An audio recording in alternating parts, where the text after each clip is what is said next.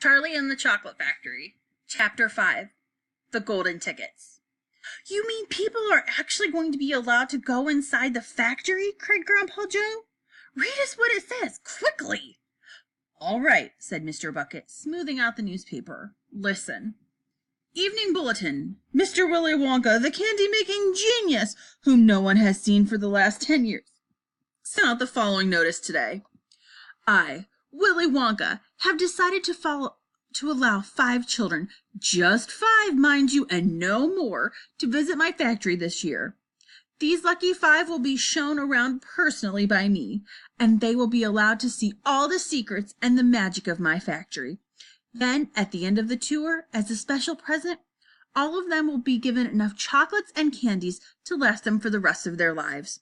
So watch out for the golden tickets. 5 golden tickets have been printed on golden paper, and these 5 golden tickets have been hidden underneath the ordinary wrapping paper of 5 ordinary candy bars. These 5 candy bars may be anywhere, in any shop, in any street, in any town, in any country in the world, upon any counter where Wonka's candies are sold. And the 5 lucky finders of these 5 golden tickets are the only ones who will be allowed to visit my factory and see what it's like now inside. Good luck to you all, and happy hunting, signed Willy Wonka. That man's dotty, muttered Grandma Josephine. He's brilliant, said Grandpa Joe. He's a magician. Just imagine what will happen now. The whole world will be searching for those golden tickets. Everyone will be buying Wonka's candy bars in hopes of finding the one. He'll sell more than ever before. Oh, how exciting it would be to find one! And all the chocolates and candies you could eat for the rest of your life.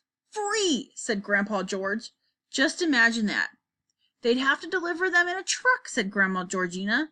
It makes me quite ill to think of it, said Grandma Josephine. Nonsense, cried Grandpa Joe.